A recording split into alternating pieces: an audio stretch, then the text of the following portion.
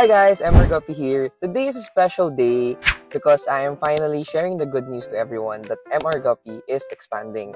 So this means that MR Guppy will start to keep, breed, and import other types of ornamental fish and species like betta, goldfish, neocaridina, and caridina shrimps, and possibly arowana in the future. So for today's video, just to give you context, months ago, nag-import ako ng betta from Vietnam. From this famous Vietnamese breeder called Ben Ben ng Fancy Copper. So yung breeders na yun, nung na-import ko, binigay ko siya sa ating partner betta breeder, local. And he's in charge of breeding the breeders and raising the fry until they reach the age na they have to be put in individual jars or jarring as they call it. So for today, pipick upin natin yung isda sa kanya and then we will be transferring it to another partner betta keeper na doon naman natin ilalagay yung mga nakuha nating isda sa individual jars para they can grow and we can groom them into their full size before we sell it to the Philippines, to all betta keepers in the Philippines and possibly around the world. So samahan nyo ako sa journey ko today. This is new to me, so this is very exciting. Tara! Ito yung setup niya. Ayan o. Daming isda dito. Magaling siya sa betta. Ganda ng room oh. Linis oh. Hindi ka ba nag-live selling? Nauubos din. Daming trophies oh. Ito yung isa sa mga breeder namin. Ayan, lalaki. Nabantayan daw yung mga eggs. Ito pa oh. Ano to? Galaxy X Multicolor. Maganda oh. Ito guys, nakabalot na yung mga transfer natin. Kasi ito yung second batch. Pinapalaki pa. Nasa ilalim pa sila. Pero ito yung lilipat natin sa isang facility.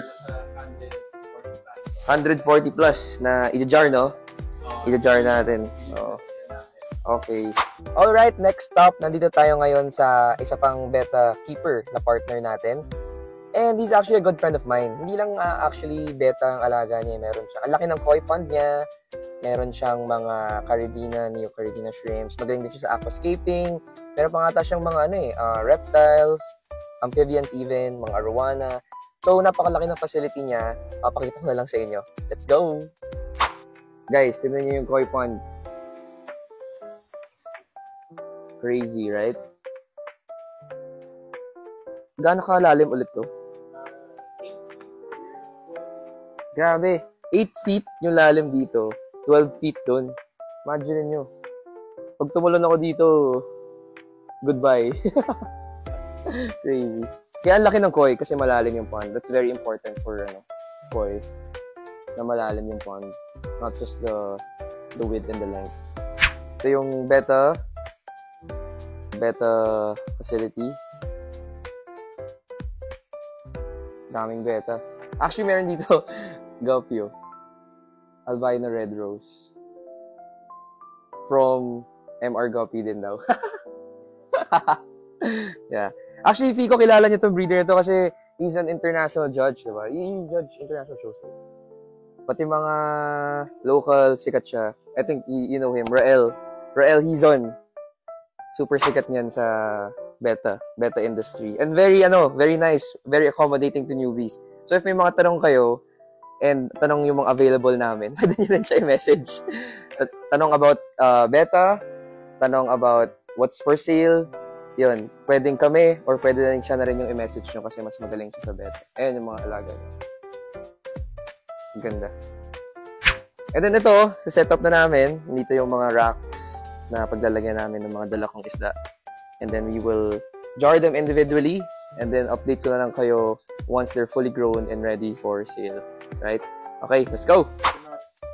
So ito yung mga sample guys ng mga anak ng FCCP or Fancy Copper breeders natin from Ben Ben. Mag-jar na tayo. Pakita ko lang sa inyo. Ayan. Close up. Cute nila, ano? Yan, lalagyan natin sila dito. And then, siguro after 2 to 3 weeks, transfer natin sa mas malaki pa. Kasi baka mabansot sila sa mga ganitong... But for here, pwede na sila hanggang fully grown. Pero dito, kailangan i-transfer sila after 2 weeks.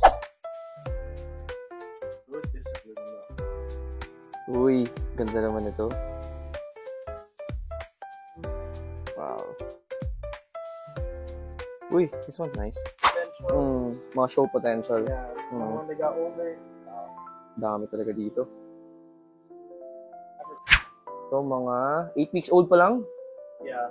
Medyo malaki sila for 8 weeks. For wholesale to, no? Mga wholesale. Yeah. Pero di pa napopost ni Rael. So, message nyo siya. If you want beta, actually, message nyo siya, guys. Dami dito. Hindi ko lang mapapakita na lahat kasi super dami. Anyway. So, ito yung grow out ng mga female betas. Mini pool. Yo, ganda. Ganda ng setup na to. Sobrang dami ng rare plants here. Hulaan nyo na lang kung alin yung rare plants here. Hanapin nyo. But this one's very expensive, di ba? Anta dito. Yeah, Anubias. Anubias. Pure white fairy beach. Sobrang mahal nito, guys, ha. Pero di ko na sabihin yung pressure. Hulaan nyo na lang. If you know, you know. What else here yung mahal? This Anubias, Hellfire. If you know, you know na lang. Yeah, and LCF, Dragonfly. Ganda naman, no? Sobrang nature. Imagine having this in your room, staring at it before you sleep. That's peace. May mist pa. Bluegrass. MR Guppy Bluegrass. MR Guppy Bluegrass. Ano yung mga amphibians mo here? Firebelly Newts. Where is it? Oh! Amphibian. What do you call this? Firebelly Newt. Ito, guys. Wild caught. Freshwater. Hindi ko alam kung anong shrimp to, but it's freshwater and wild caught. So that's it for our vlog today. Pauwi na tayo sa facility. And abangan nyo na lang yung mga future video updates ko regarding the beta na we're breeding. And abangan nyo lang din yung mga future videos sa mga other ornamental fish and species that we will be keeping and breeding in MR Guppy. And I just want to use this opportunity to thank all our clients for the continuous support sa MR Guppy. And we wish that you will continue to support us as we fulfill more and more of our dreams and goals for the Philippine ornamental fish industry. Okay? So yun lang naman. Thank you for your support sa MR Guppy. Fish out.